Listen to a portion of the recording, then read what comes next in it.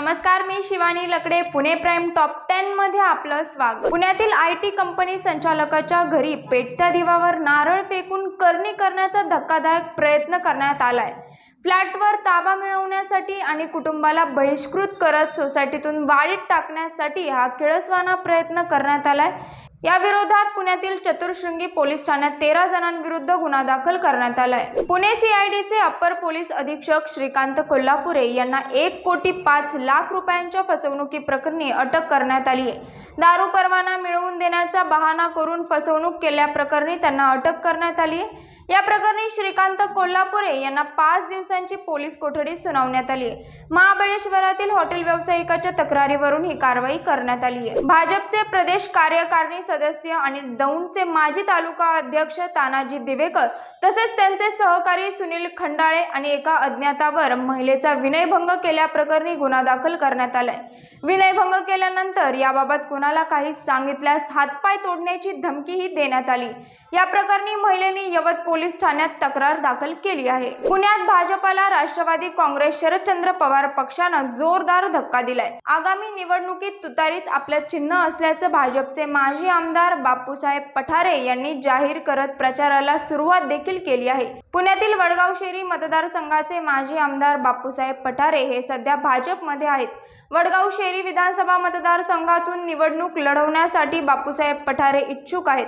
मात्र महायुतीत हा मतदारसंघ राष्ट्रवादी काँग्रेसकडे असल्यानं पठारे यांनी गेल्या काही महिन्यांपासूनच राष्ट्रवादी शरदचंद्र पवार पक्षात फिल्डिंग लावली होती. CNGच्या दरात 90 पैशांनी प्रति किलो मागे वाढ करण्यात आली आहे. त्यानुसार आता पिंपरी चिंचवड, चाकण, तळेगाव आणि हिंजवडी या लगतच्या भागांसह पुणे शहरात सुधारित किंमत 85 रुपये 90 पैशांनी प्रति किलो अशी सोमवारी मध्यरात्रीपासून लागू करण्यात आली आहे. भोसरीचे भाजप आमदार महेश लांडगे यांना जीवे मारण्याची धमकी देण्यात आली आहे. एका तरुणाने पोलीस कंट्रोल रूमला काल 8 सप्टेंबरला फोन करत मला महेश लांडगे यांची सुपारी मिळाल्याचे सांगितले होतं. मोशीमधील तरुणाला या संदर्भात ताब्यात घेण्यात आले. उदयकुमार राय असं ताब्यात घेतलेल्या तरुणाचे नाव असून या प्रकरणी भोसरी MIDC पोलीस ठाण्यात गुन्हा दाखल करण्यात आलाय. पुण्यात एका पिकअप चालकाने मद्यधुंद अवस्थेत गाडी चालवत 4 ते 5 वाहनांना धडक दिल्याची घटना घडली आहे.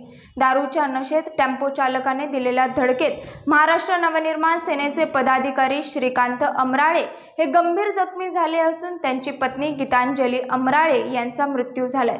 रविवारी 8 सप्टेंबरला रात्री 11 वाजण्याच्या सुमारास पौड फाटा इथं हा अपघात झाला.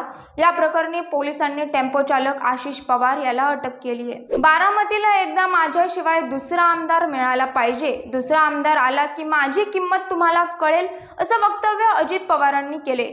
मीही आता 65 वर्षाचा झालोय, न मागताही विकास कामं होत आहेत, तरी बारामतीकर वेगळा विचार करतायत अशी खंतही अजित पवारांनी व्यक्त केली आहे.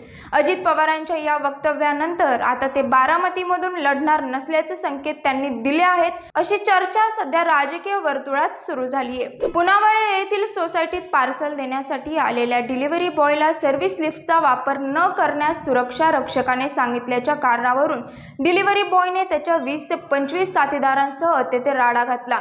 या टोळक्याने सुरक्षा रक्षकासह इतर 4घांना दांडके आणि दगडाने मारहाण करत जीवे मारण्याचा प्रयत्न केला. शनिवारी 7 सप्टेंबरला पुनावळे सोसायटीत ही घटना घडली. या प्रकरणी सुरक्षा रक्षक मोहम्मद शफी यांनी रावेत पोलीस ठाण्यात फिर्याद दिली आहे. शिरूर तालुक्यातील टाकळी हाजी येथील व्यंकटेशा पेट्रोल पंपावर काम करणारा कामगार पेट्रोल पंपामधील 82,000 रुपयांची रक्कम स्वतःच्या बँक खात्यामध्ये टाकून फरार झाल्याची घटना घडली. या प्रकरणी शिरूर पोलीस स्टेशन येथे गुन्हा दाखल करण्यात आलाय. याबाबत प्रभाकर गावडे यांनी शिरूर पोलीस स्टेशन येथे फिर्याद दिली असून पोलिसांनी महादेव कोकाटे याच्या विरुद्ध गुन्हा दाखल केला आहे. पाहत रहा पुणे प्राइम न्यूज. धन्यवाद.